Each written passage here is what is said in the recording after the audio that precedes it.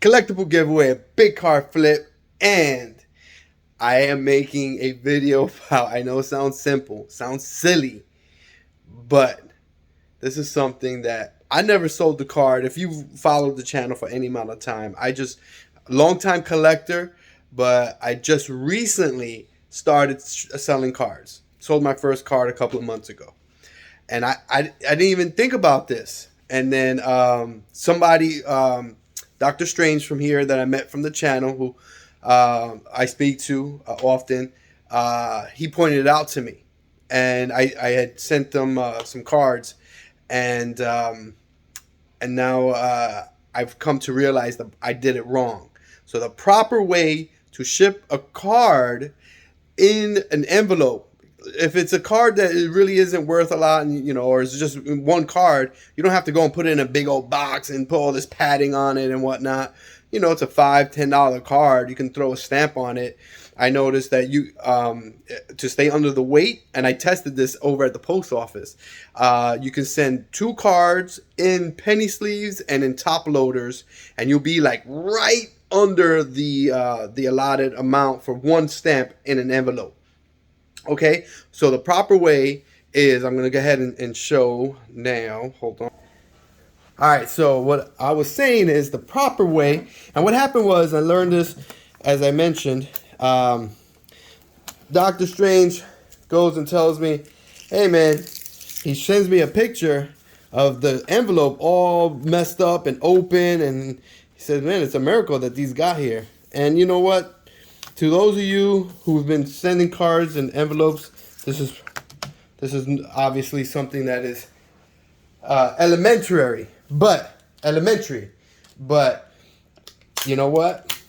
I mean, I never done it before. So the proper way is you throw it in there. You save a lot of money on shipping doing this, but to make sure your package gets there, the envelope gets there with the cards, you throw tape on it. And that is going to help preserve the card. And because what happens is the weight is going to go to one side of the card. I mean, of the envelope.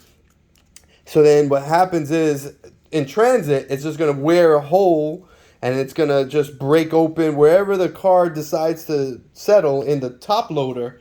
And it's, it's heavier, and then it gets very awkward because all the weight is on one side. So it'll start breaking open either on the corners or right in the middle where the card stops. And because there's a difference in weight and thickness, it'll just start wearing a hole literally through the envelope. So I'm going to go ahead, and I'm not going to show it, but because I don't want to put the person's address. Actually, this is a winner for the card giveaway, but I don't want to put their stuff on blast. But obviously you want to do that to the front and back, and then you want to make sure throw some tape on the edges here, so that way the edges are protected all around. So you know what, 25, well, I don't even know how much stamps are anymore, but what, a stamp with some tape is a lot cheaper than going and having to buy a small box, and stuff in it and paying priority or what have you. So I can get this done for $1 shipped. 2 cards are in there. Actually, it's 3 cards, but yeah. So all right, everyone, that was it. That's the video, man. This will save you a bunch of money when shipping cards, man.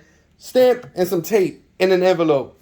You can do, as I mentioned, 2 cards, penny sleeve, top loader, and you're good. In this case, I threw an extra card in there, and that puts you right at the 2-ounce mark. So, or is it the 1 ounce? I forget what the heck it is. But it puts you like right at that mark.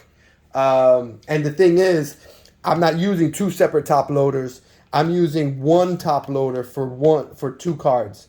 I know I'm overcomplicating this, but just keep it simple like this. You are allowed 2 cards, 2 penny sleeves, 2 top loaders, nothing more. I have a different configuration here, but just to keep it simple, that you're good with doing it like that. If you keep that in mind. So, all right, So I hope this helps everybody out, man.